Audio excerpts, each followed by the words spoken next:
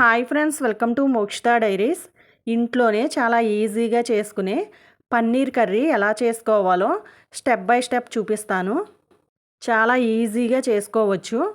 ఇలాంటి మరిన్ని వీడియోల కోసం మా మోక్షిత డైరీస్ ఛానల్ని సబ్స్క్రైబ్ చేసుకోండి. మా వీడియోల్ని ఫాలో అవ్వండి. మీ అభిప్రాయాన్ని కామెంట్లో తెలియజేయండి. మరి ఆలస్యం చేయకుండా కావాల్సిన ఇంగ్రీడియంట్స్, తయారీ విధానం చూద్దామా?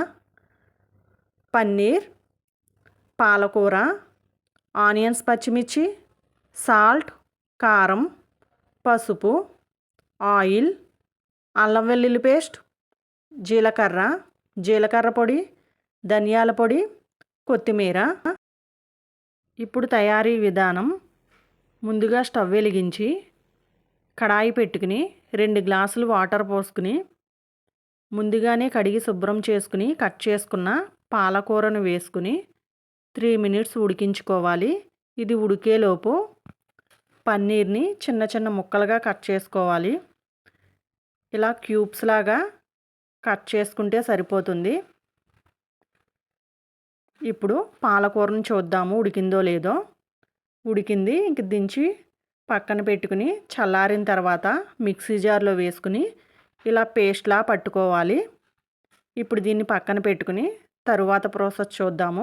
అదే కడాయిని శుభ్రం చేసుకుని స్టవ్ వెలిగించి కడాయి పెట్టుకుని తగినంత ఆయిల్ వేసుకుని జీలకర్ర, జీడిపప్పు వేసుకుని వేయించుకోవాలి.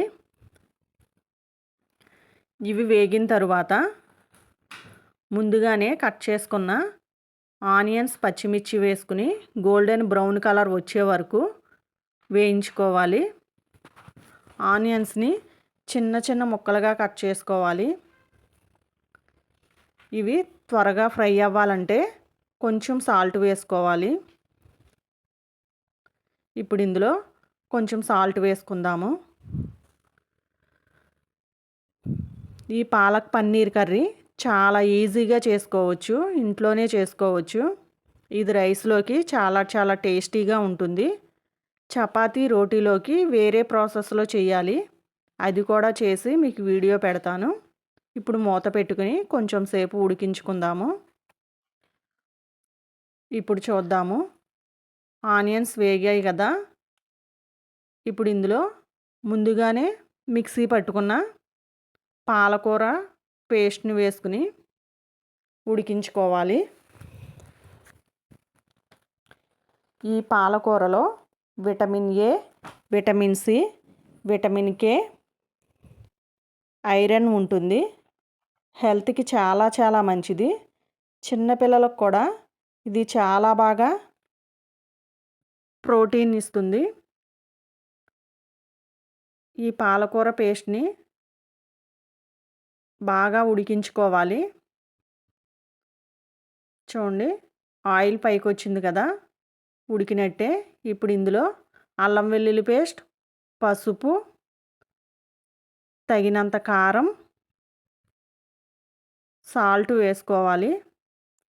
చూసుకుని వేసుకోవాలి సాల్టు. ధనియాల పొడి, జీలకర్ర పొడి ఇవన్నీ వేసుకుని ఇలా కలిసేలాగా బాగా కలుపుకోవాలి. ఇది చాలా చాలా ఈజీగా చేసుకోవచ్చు. పిల్లలకి లంచ్ బాక్స్లో కూడా చాలా ఈజీగా చేసి పెట్టేయచ్చు. చాలా ఇష్టంగా తింటారు పిల్లలు.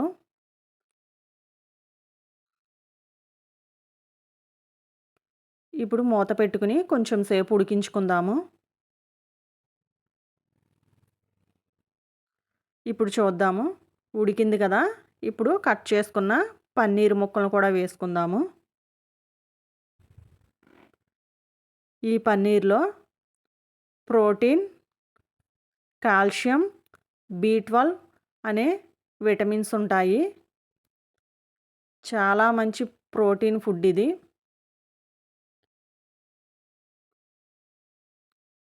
ఇలాంటివి పిల్లలకి అప్పుడప్పుడు పెడుతూ ఉండాలి. ఇలా మొత్తం కలిసేలాగా కలుపుకుని తగినంత వాటర్ పోసుకోవాలి. మరీ ఎక్కువేం అవసరం లేదు వాటర్. కొంచెం పోసుకుంటే సరిపోతుంది. ఇలా మొత్తం కలుపుకొని మూత పెట్టుకొని కొంచెం సేపు ఉడికించుకోవాలి. పన్నీర్ ముక్కలు ఏమీ వేయించనవసరం లేదు.